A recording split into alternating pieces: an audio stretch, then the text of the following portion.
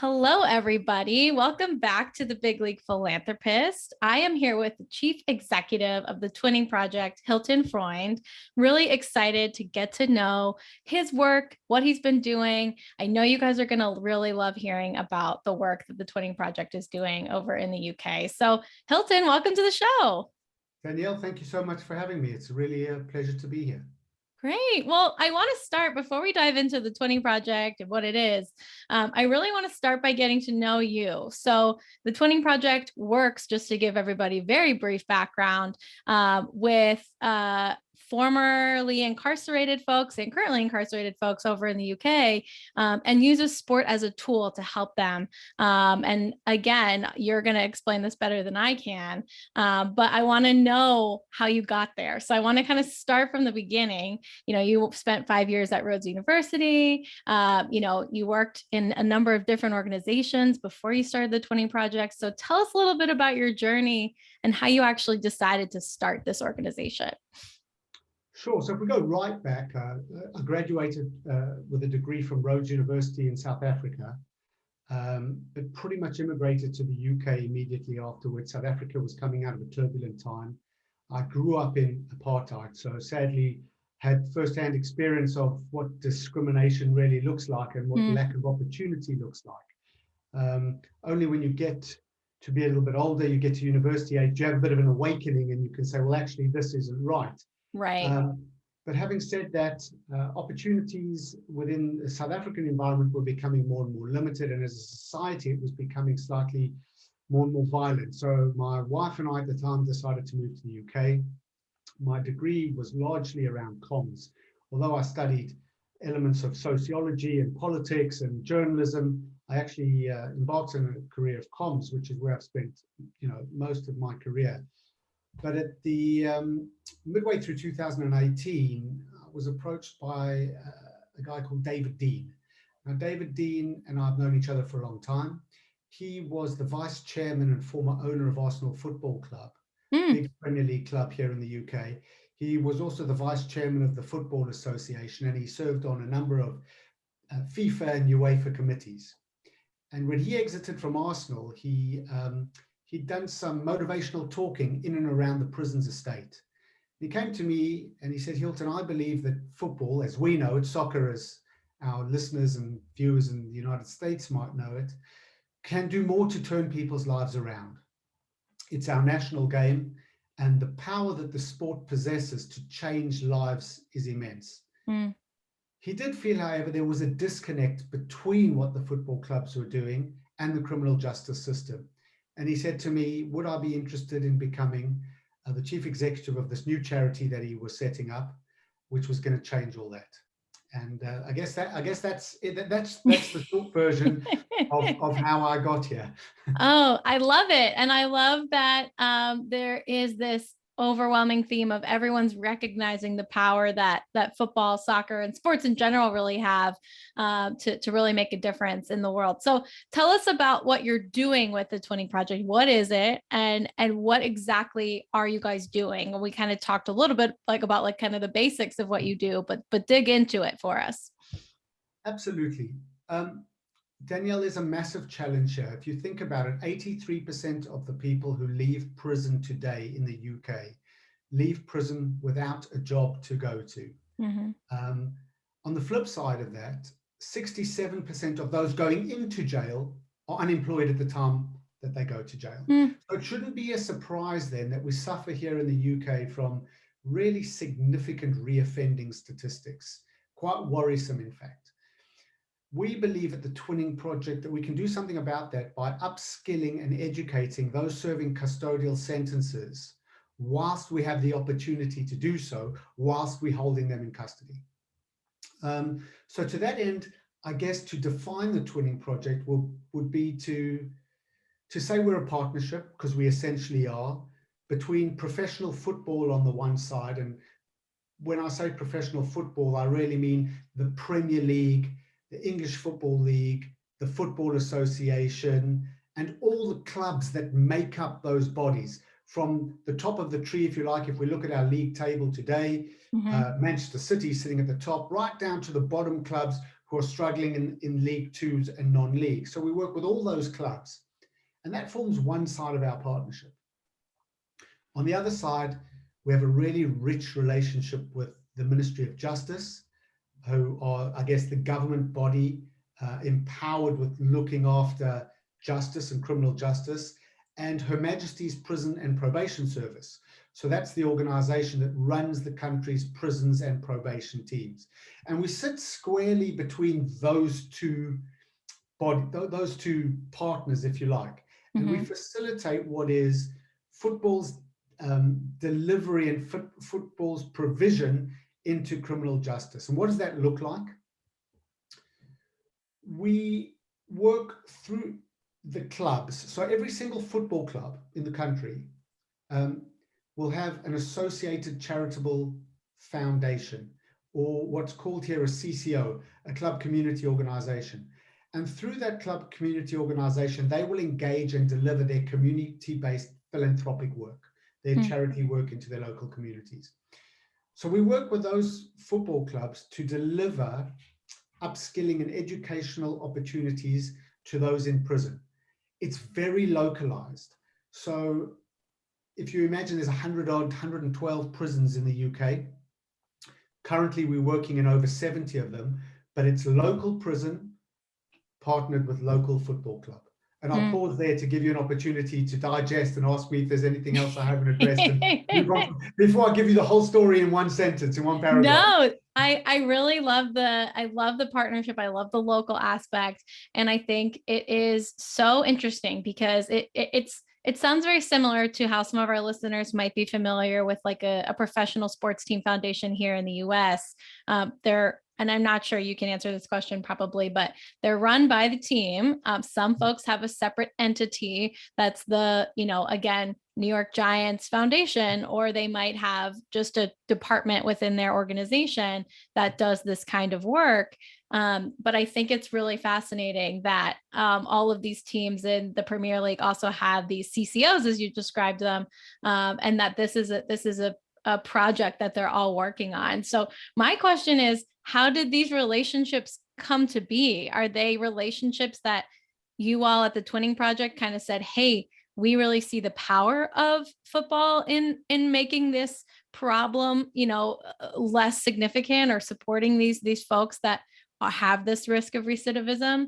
Or was it something that they were already doing the work in one local area and you said, oh, let's build on this? Like, tell me about how this relationship kind of came to be. That's a very good question. I think to go back to your first point, yes, we're not too dissimilar to the independent entities that say the Golden State Warriors basketball team might have with its own foundation. In fact, I saw a very interesting Netflix doc on Golden State Warriors work in a prison during lockdown. I watched it. So it's not too dissimilar to that kind of provision. What we recognized when we launched the project was that football had been delivering charitable work into the criminal justice system for some time, but it was spasmodic. It wasn't joined up. And what we recognized and what we realized was essential was the fact that there needed to be a consistent, sustainable approach to what football was doing to prevent reoffending. It was essential that what Liverpool Football Club were doing up in the northwest of England matched up and married up against what Arsenal Football Club were doing down in London. So we set up the Twinning Project with the aim of joining the dots and creating a managed, audited, and very importantly, reported on project.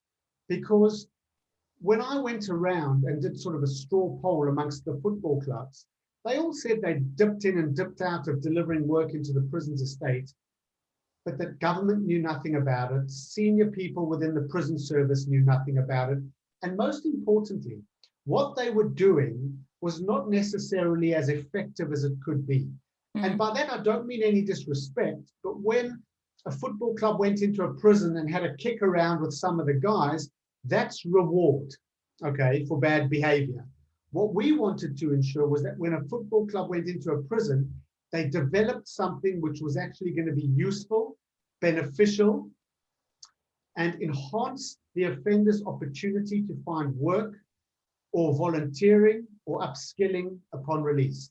And so that's where I guess our strategic direction differed from what football was doing prior to the launch of the Twinning project.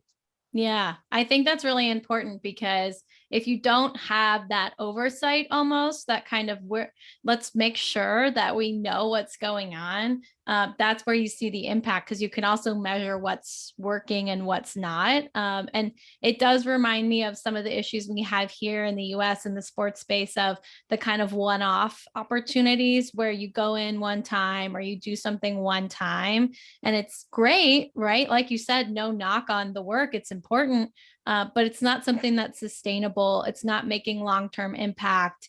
And unfortunately, those folks that they're working with are probably going to have to attend another one-off event in order to continue to get support. And so this kind of goes back to previous episodes. And I know, Ben Orbach as well, but he talked about charity versus philanthropy, and the fact that philanthropy is sustainable and charity is kind of that one-off. And so it sounds like you guys are taking that same approach, where you're saying, hey guys, we don't want you to just go kick around. We want you to have this sustainable program that you can go in on a regular basis and we can see the incremental impact we're making, right? You're absolutely right, Daniel. The clue is in our name. It's in the Twinning project. So when we created the project, we effectively wanted to twin every prison with its football club. So there was this long-term sustainable relationship. You were twinned, and you were twinned for good. And so that what we're starting to see now is football club branding. Leicester City have their logo, have their badge up in the prison gym at HMP Stockton.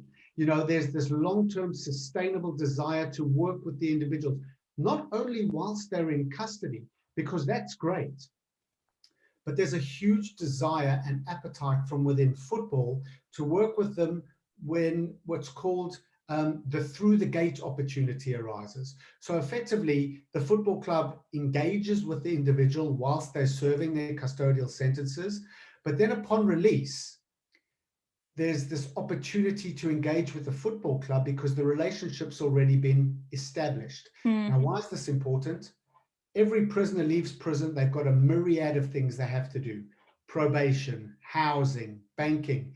A lot of them have some quite significant support service requirements. It could be disability requirements, it could be substance misuse, it could be anger management. There could be a number of issues that they need support with. But traditionally, they stigmatized, because you come out of prison, you're an ex-offender, you have to go to your parole officer, you have to go to your probation officer. That's quite a difficult thing to have to communicate to your peers upon release, and sometimes it's easier to pretend it doesn't exist. Where we change the game is where the football club positions itself to be able to undertake that wraparound support provision, engage with the offender whilst they're in prison, but support the offender when they leave prison. So somebody leaving HMP Liverpool in Liverpool will have worked with Everton Football Club whilst they're in custody, leaves the prison, gets released, and instead of having to tell their peers that they're going to probation, they say, well, actually, I'm going down to Everton in the community. And Everton in the community are best placed to offer all the wraparound services and all the wraparound support that individual might need, and is more likely to be able to help them continue on their journey, whether that's further football-based education, further volunteering opportunities, access to the greater football supply chain employment opportunity, whatever that might look like. But it's working with your local football club instead of what has traditionally been your institutionalized, stigmatized support services. Yeah. Oh, that's so interesting. And I think it does make a big impact when you're talking about the stigma of, I have to go to my parole officer, or I have to go, again, meet with this person because of my sentence. You're discouraged to, one, tell people about it, and two, you're probably also not excited to go. It's not a fun experience. So if you can create an atmosphere that, again, it's not like a party, but it's interesting. You're not embarrassed to talk about it, if that makes sense. It's not this like blight that you're like, oh, got to go see my parole officer. It's like, I'm actually going down to the football club and doing some work there. People are like, oh, great. Like, have a good time. I'm excited to hear what you're doing. You know, Absolutely right. it's that perspective shift. So how do these clubs, or do you guys train the football clubs in terms of what services they offer? Like, tell me a little bit about how they get prepared to do the work on that front. So that's a very good question. When we launched the project, one of the things I mentioned earlier was a consistent approach to delivery. So at entry level, every football club that delivers into its local prison will be delivering what is here in England called a level 1 coaching qualification. So we're engaging the individuals in prison by upskilling them to become football coaches. Bearing in mind, this is the entry-level football coach opportunity. Sure. It puts them on the ladder to further football-based education. This is useful in a number of ways. Firstly, it's an off-the-shelf solution, which pretty much all of the football club foundations can offer, because they have community coaches already offering this solution in community to schools and sports clubs, etc. So it's a bit of a lift and shift. What we're doing in community, we can now offer to a cohort of individuals in the local prison. So as far as resourcing the project is concerned, it poses fewer challenges to the club foundation. Now, bear in mind that when it comes to these football club foundations, certainly with our belief is that within the Premier League, our upper echelon of football here in the UK, the foundations, although independent, should have the resources to be able to deliver on our project. When you start to drop down the leagues, and this is where we differ from the United States system, where we don't, you know, if a club does badly in the Premier League this year, they drop out of it. Right. They get relegated. you know, I'm a Pittsburgh Steelers fan, and the one thing I do know is that, you know, doesn't matter how we do, it'd be great to make it to the Super Bowl. But if we don't, you know, we're still in it next year. Yeah, low risk. Yeah, very different here in England. If you have a bad season, if you're in the bottom 3, you drop down a league. And the consequences to that are quite substantial, certainly from a revenue generating perspective. And so that revenue that's generated by the football club from being in the upper leagues flows through to the foundations. Even at small levels. So some of those smaller club foundations may not have the resources to be able to deliver on our project. So going back to what you're saying is, everybody's delivering the same course, this level 1 football-based qualification. At Premier League level, there's certainly, of the 20 clubs in the Premier League, 19 are doing it for us, and they provide their own coaches, they provide their own tutors, and they undertake our 35 guided learning hour accredited provision, and that's what they deliver in the prison. As you drop down the leagues, because we're a charity, we support them financially in delivering it. So we support them in the financing, if you like, of the coach cost and the tutor cost to be able to deliver on our project. But in this way, we're able to ensure that everybody's delivering the same thing across the board. What you have to remember is that a lot of the people, as we said earlier, the people in prison, they've never received a certificate. They've never received any kind of educational qualification. So for the first time ever in their lives, they're getting this certificate signed by the head of education at the Football Association, accredited provision. That means that when they get out of prison, they can go to the next level or the next level. And it's hugely, hugely valuable. So in, I guess, a long-winded way to answer your question, they're getting football-based education across the board.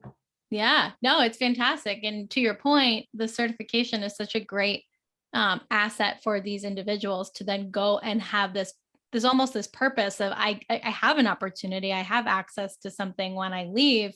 And you mentioned, you know, obviously the statistics around unemployment, especially in the UK, and the impact that it can have on getting into prison in the first place, and obviously returning to prison. You know, how have you seen so far this program helping, supporting? Have you seen any of those statistics change? Do you feel that you have these kind of measurements in place to say, when we get to this point, we know it's working? So tell me a little bit about, we know the impact that you talked about, it's employment really matters. So how is this changing the tide a little bit? So employment really matters, but if you take it a step back, somebody's got to want to be employed. Okay? And now what you're dealing with is a cohort of individuals who didn't go to school before they went to prison. Why would they want to go to school in prison? Okay, so we have to change the mindset. So how do we change the mindset? How do we engage the disengaged? Through football, by bringing the brand into the prison. If you imagine, there's, and I'm sure it's the same in the United States, but there are educational opportunities available to those incarcerated. Oh, yeah. But traditionally, you could have a local college or a local education provider going into the prison, and you'd have, with no disrespect to teachers, because they are undervalued members of society, Yes. but you'd have somebody going into a prison dressed probably like I am now, in a suit, maybe a tie, and go and teach English literacy. Okay, and you're not going to get disengaged people that way, because they're just disinterested in education. They don't have an interest, and they're disaffected. Yeah. You turn the light bulb on with a bit of a teacher in a tracksuit. So all of a sudden, I'm Arsenal Football Club, or I'm Everton Football Club, or I'm Plymouth Argyle Football Club. And I go in and I'm in my Arsenal tracksuit. I'm the same teacher. I just work for the Arsenal Foundation. And I am now going to upskill and educate you. All of a sudden, turn the light bulb on. You engage the disengaged in education. And that is the first step. Now, measuring impact is done on a multitude of levels. The first thing is, how many can we engage or recruit to be a part of the program? And to that end, it is shooting the lights out. So a traditional cohort has 16 guys on the course. After we've delivered one course in any prison, we've got a waiting list of 80, 90 wow. men, women, young offenders who want to go on the program. So from an engagement perspective, our measurement is beyond anything we could have wished for. I guess the next level is retention. How many do we keep on the program? Now, this is dependent on a number of elements. One is the quality of the coach or the tutor, quality of the course content. Is it keeping them interested? Or is it keeping them entertained? Are they learning? But also, we need some guarantees from the prison service, because prison's a dynamic environment. And what we wanted was guarantees from the prison service that anybody on the course would be put on what we call hold. So they weren't allowed to be transferred to another prison. Their educational timetable or their extracurricular prison timetable needed to be accountable and needed to be cognizant of the days and duration of the twinning project's delivery. And we needed commitment from the prisons that if Billy on B-Wing didn't fancy it on Tuesday morning, that somebody from a prison officer would go grab him by the ear and say, hang on a second, you've got twinning project with Arsenal today, you need to come along and finish the course. So I guess that's where the retention element came in. And to that end, we do have some churn to be expected. People in prison do continue to misbehave, and obviously we can't impact on traditional prison regime behavior. And if somebody is, doing something, caught with contraband or whatever it is, they get pulled off the course. Sure. So there is that. We also use Twinning Project Kit, much like the one that, for those that are watching this on YouTube, can see in the background, but everybody on our course gets a Twinning Project Kit. And what it does is it takes them out of their, I guess, gray prison tracksuit or whatever they might be wearing, and it puts them into something which makes them part of something more productive, more pro-social, and starts them on a journey towards more proactive social behavior. Now, that prison element of how we measure the Twinning Project is undertaken through a platform which has been integrated by Her Majesty's Prison and Probation Service into prison gyms. It's a platform called Upshot, and they can track a prisoner's behavior pre-Twinning Project, during Twinning Project, post-Twinning Project, and also track whether they are coming back to jail. Now, what that might look like is that pre-Twinning Project, this person never engaged in education, in physical education at all, or any kind of physical activity.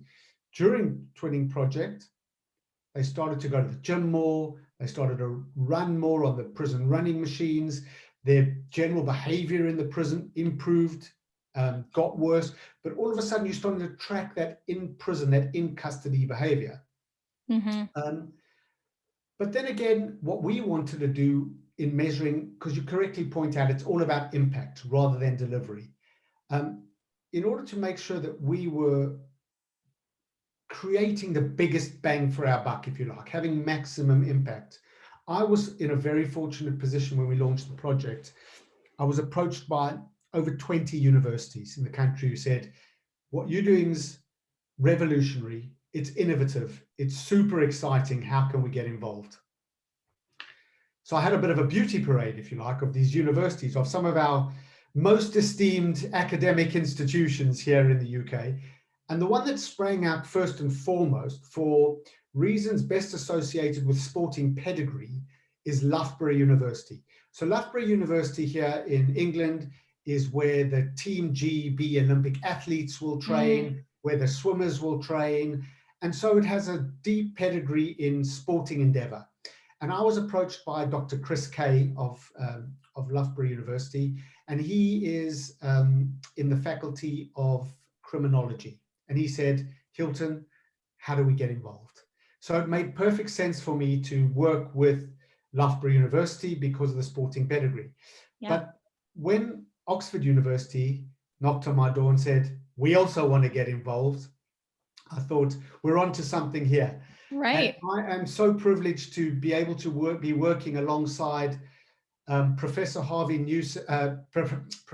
Whitehouse and Dr. Martha Newson of the Oxford University Anthropology Department. And they're tracking the impact of the Twinning Project from a behavioral human behavior perspective, and how access and exposure to the Twinning Project to our football clubs can impact on these individuals in such a way that they become more positive members of society.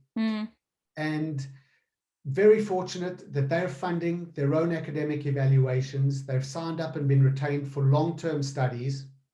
And at the back end of this, which will be 5 to 7 years down the track, we'll have a really robust academic evaluation on the impact that we're having.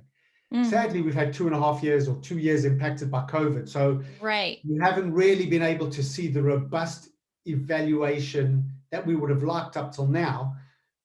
Nonetheless, the primary findings are still very, very encouraging.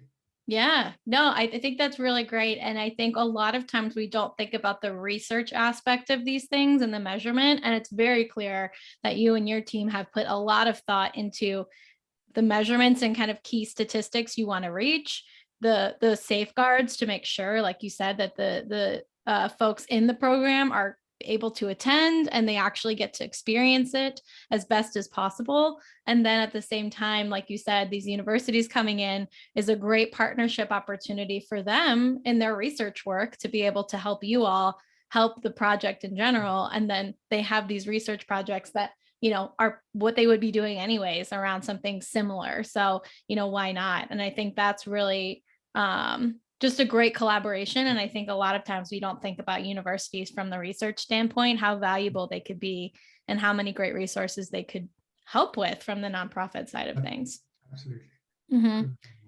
So you mentioned two things that I want to touch on here. One, you mentioned COVID obviously has been worldwide a huge disruptor. And so I wanted to hear how you guys pivoted, if at all, during this time. Were you still able to navigate and do the project? Like what happened in 2020 and 2021? So yeah, COVID really did stop us in our tracks. The situation in the prisons was quite dire, really. And, you know, prison is never a great place to be at the best of times. But when you have a global pandemic killing millions of people, prisoners found themselves locked behind their prison door for 23 hours a day with limited access to any kind of exercise whatsoever. And obviously there was no provision taking place. Right. We used that opportunity to grow the project, to sign up more football clubs, to undertake our project so that when things did get back to normal, we'd have a more robust level of volume taking place throughout the country. And to that end, we were very successful.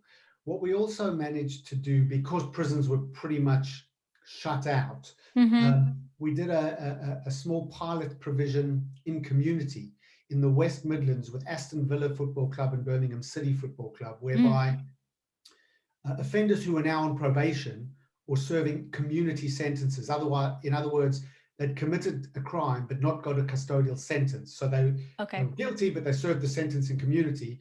We managed to put some cohort together, and the course was delivered at Aston Villa Football Club and at Oh, Birmingham cool. City Football Club to smaller cohorts because of social distancing. But what it enabled us to do was to sort of test the water to see how the course would be transferable into an in-community environment. And that was hugely, hugely successful, to such a degree that we're now rolling that out across the country. And we have 12 clubs now about to deliver the probation community type twinning project solution as well. So it grew the project at a time when we weren't able to do what we wanted to do in the prisons. Mm-hmm. Having said that, I can only doff my cap to the work that the prisons estate did. It was the number of prison officers who came down with COVID. And, you try running any business on limited resource and limited staff. And when you consider you're trying to run a prison and you've got a shortage of staff, you have to redeploy people who are in admin to the wings or in PE to the wings. And it was an incredibly difficult situation. And, I have the hugest amount of admiration for the Her Majesty's Prison and Probation Service, who did a magnificent job at a very, very, trying time. Yeah. And I think obviously it's never a good situation for anyone in any situation. But when you think about a prison where folks are in close quarters, there's not a lot of social distancing you can do unless, like you said, you're in your cell 23 hours a day.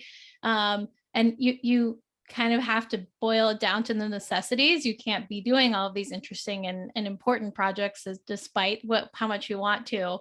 But I love that you guys took the opportunity to say, look, we've wanted to try this. Let's give this a go. And that was going to be another question from my end, is really, do you see this being viable, outside of the UK? Do you see this being something that the Twinning Project can take and bring? And as kind of a subset of that, you've had all these major relationships with these football clubs, and you mentioned earlier why that was so important, right? Because sport is that kind of universal connector where folks are like, I don't want to go to school, but like, oh wait, it's Manchester City, or it's Liverpool, or it's Arsenal. You're like, I'm going. That sounds really cool. It's that like excitement factor.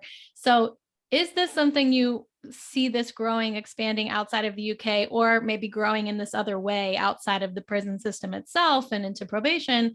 And then how do you see this growing? Do you think this is something that can transcend sport? Do you see this happening with cricket or with American football or baseball, right, in these different countries that probably have similar challenges with their prison systems?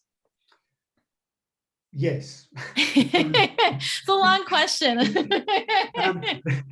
There are a number of questions there. I'm going to try and tackle them one at a time. Sure. So the first one being, is it transferable internationally? So to put that into perspective, I work very closely with a guy here in the UK called Jason Swettenham. Now, Jason heads up PE, catering, industry, and retail across the entire prison estate. And the first thing I would say, in order for a project like this to work, you need somebody who believes in it, on your side. And Jason sits within Her Majesty's Prison and Probation Service and is a get it done kind of guy. Without that, you don't have a project, no matter how much we want to bring football. Right.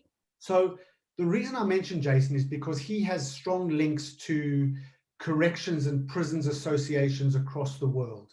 So to that end, we were approached by the ICPA, the International Corrections and Prisons Association, who saw what we did and said, we'll have a bit of that. Okay. So the question is, how do we make that happen? Is it transferable? It absolutely is. The challenges around it are many, though. The first one is always going to be money. And it requires somebody to have philanthropic motivation to work within the criminal justice space. And these people do exist. But money is the key factor, because as I mentioned earlier, within all these foundations associated with the sports clubs, there's often a lack of the funding to be able to do this. Having said that, does it work, and do we have an appetite to work globally? Of course we do. But to share a sporting parlance with you, I'd like to say we need to score the first goal before we score the second. And I Yes. don't believe we've quite scored the first goal here yet in the UK. Now, our model is eminently transferable.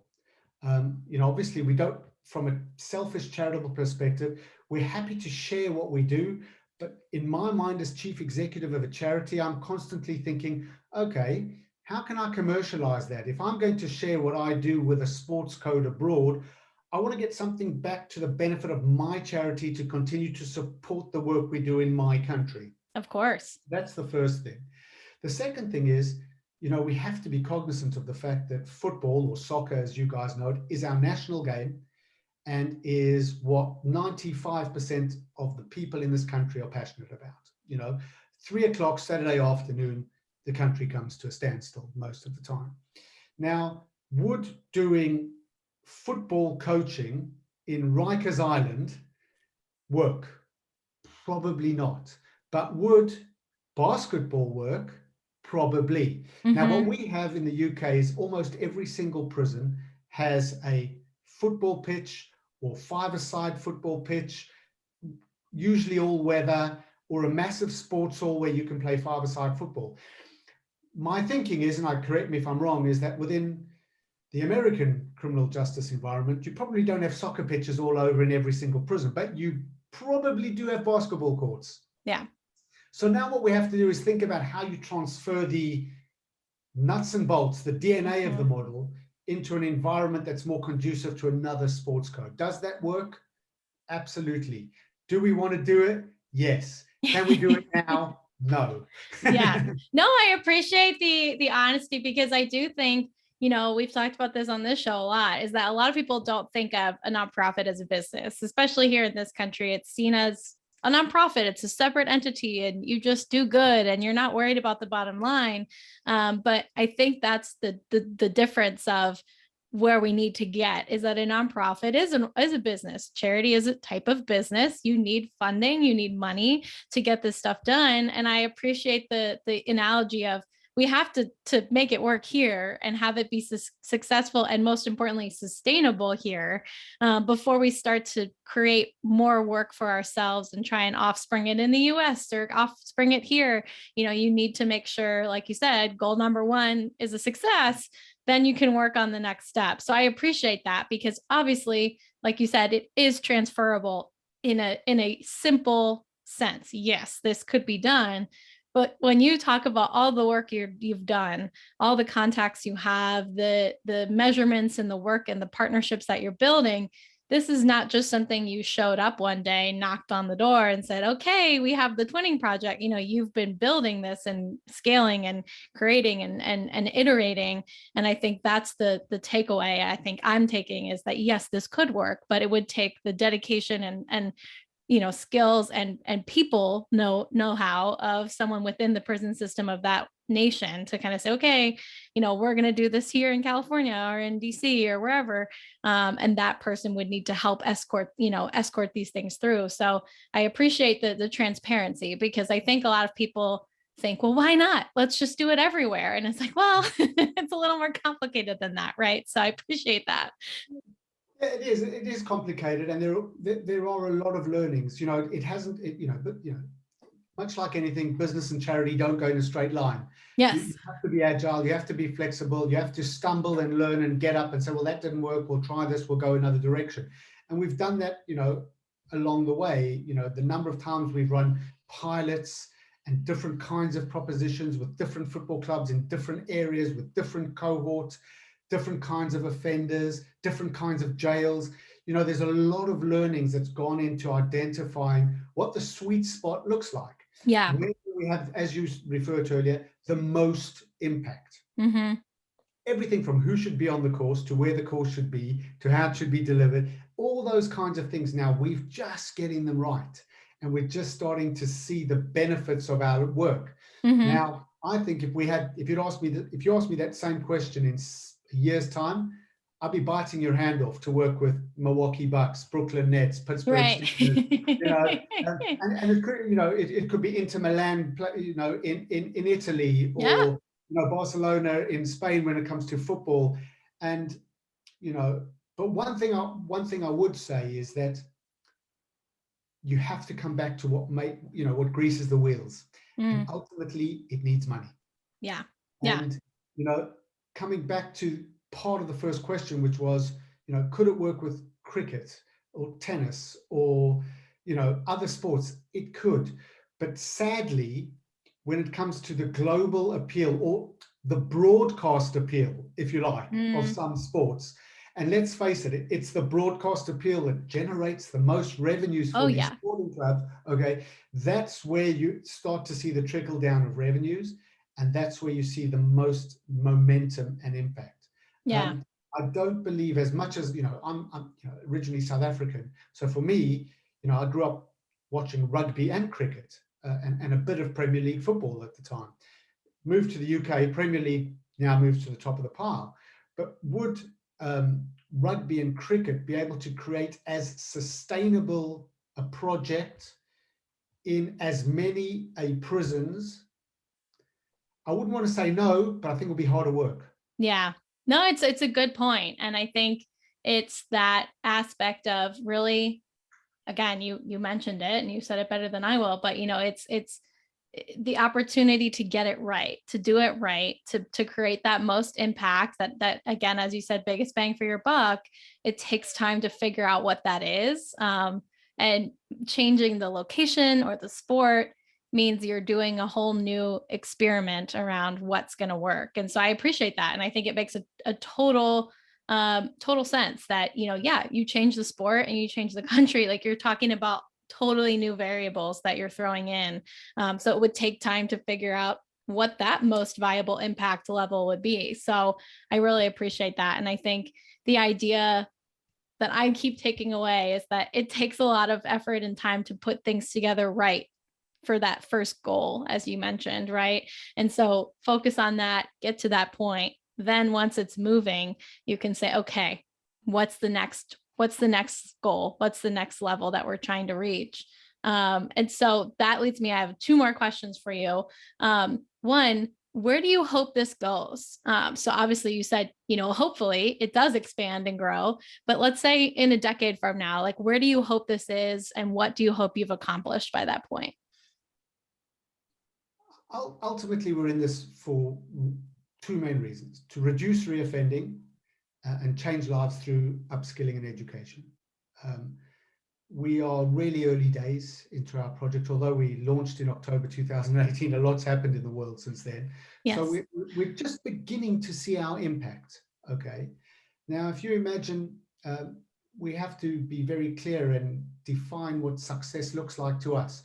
Because if we have 48 people graduating from a course that we've provided into a prison, we have to be clear, we're not going to see 48 success stories here. So we have to define what success looks like. Bearing in mind that the cost of keeping an adult male in prison in this country is almost £50,000 a year. So there's a saving to the taxpayer, which is important, but there's turning somebody's life around and making sure that they are now a more committed member of society and a safer member of society. So where do I see it going? I'd like to see sustainable, robust delivery by as many of our professional football clubs as possible into their twinned jails. And what does that look like? At least 3 cohorts per year in each of their jails. Currently, we have over 70 twinned football clubs. So you can do the math, what that will look like. There's a significant number of graduates who will come through the system. For me, my hope and desire is that has a significant impact on the reduction of reoffending. But most importantly, I'm hoping that reduction in reoffending is brought about through the creation of real life through the gate opportunity, so that these people leave jail with an opportunity to go to. Quite coincidentally, I was on a radio show yesterday here in England, BBC Cambridgeshire, and the radio host asked me, why should we give jobs to people who have been in jail when there's people who haven't been in jail who get the same jobs? And why should they get jobs in football or the greater football supply chain when there's people in community who haven't been to jail? Why should they get pushed to the front of the queue? And my comeback to that was very simple. We're not asking anybody to be pushed to the front of the queue. My belief is that if you come out of jail with no skills, you have no chance of changing your life around. If you come out of jail with more skills than you had before you went in, you put yourself in the queue. It may not necessarily be at the front of the line, but you're in the line. And there are plenty of organizations now, certainly here in the UK, who have an increasing appetite to employ ex-offenders and give them a second chance. In fact, just last week, the Lord Chancellor, the Deputy Prime Minister, Dominic Raab, made an announcement about supporting businesses in their endeavor to employ those who were formerly held in custody. So to me, that's what it looks like. Yeah. I think I will measure success when what I'm doing is not new and innovative anymore, but is default. When it's the default position of every football club, every prison, and every corporate in this country to be cognizant of the fact that people do go to jail, but that we can turn their lives around. Yeah. Wow. That's such a great answer. And I love the defining what success looks like. It's so important. I don't think people think about that enough. So it's really great to hear that. I love what you're looking for and that it's not a number, right? We want this many people to go through the program. It's the long-term effects. It's the societal change, the systemic change. And it sounds like you guys are really working towards that. And I appreciate that answer. And my last question is one that we ask everyone on the show. And that is, what does being a philanthropist mean to you? What does that word mean to you? How would you define it? Well, it's interesting because I've never really considered myself, I never really did consider myself as a philanthropist. And I guess what I do day to day, I love so much, I don't even see it as a job. To be frank, I'd never been in a prison until 4 years ago. I'd never met a prisoner until 4 years ago. But to me, I take it back to how we started this conversation. I grew up in a country where discrimination was par for the course, where, growing up in apartheid South Africa, you just discriminated against people who were of a different color, and that was disgraceful. And I guess one could take it back even further. I'm a Jew. My grandparents fled Eastern Europe, similar to what we're craziness going on in the world at the moment, because of what they were rather than who they were. So I don't think crime should define you. I believe that as a philanthropist, I need to see people for who they are rather than what they've done. And that might be because of the philanthropy that I undertake. I work in an environment that is cognizant of that. And believe me, being a philanthropist in the area of criminal justice is not easy, where you've got homelessness, cancer, COVID, orphans. There are a number of, really worthwhile philanthropic endeavors out there. But to me, I think what I have to see as a philanthropist is the good in everyone, as opposed to judging them on what they've done previously. And I think that will define how I do how I undertake my role going forward. I love that. And it's funny, you're not the first person that says, well, I don't really consider myself a philanthropist. And I think it's a great opportunity, I think, to redefine what that word means, because I think we do have that stereotype of, the wealthy individuals donating to pay for a building on a university campus or paying for a hospital wing, right? Like those are the philanthropists, but that's just one tiny group of people. And someone like you and the work you're doing is also philanthropy. Someone that's volunteering for your organization, philanthropy, right? Those individuals are all contributing, right? So it's a good learning. Every day who are doing the most magnificent work within the space, within the sector, and they aren't wealthy people. In fact, they far from wealthy people, but they just have a belief, and they just have a cause, and they just have a desire for better world, better society, better life. And although you need money, it's not about money. And that philanthropy that you were talking about, where you have these people who buy libraries and wings of buildings, and that's great. I'm not saying don't do it. I'm saying absolutely do it if you can. But that shouldn't define how great a philanthropist you are, because there's people that perhaps aren't on the radar that do some magnificent work. Yeah. Oh my goodness. Well, I 100% agree. And I am so appreciative of all your time. I know we are out of time. So I want to just close with, where can our listeners find the Twinning Project? How can they support and get involved with the work that you're doing? Okay, so the best way to find us is via our website, which is www.twinningproject.org.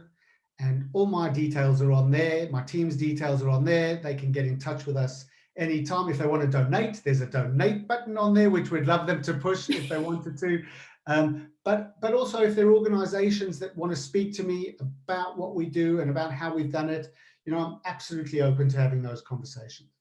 Well, Hilton, thank you so much for all of your time. Really appreciate you sitting down with us and sharing the amazing work you guys are doing. We will definitely make sure the link gets in the show notes for this episode for our folks to reach out. And again, very much appreciate you taking the time to come on the show and for all your work. Really incredible.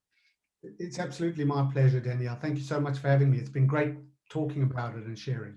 Yes. Well, thanks again, everyone, for listening. Hilton, thank you again for your time. And we will see everybody next time on the Big League Philanthropist.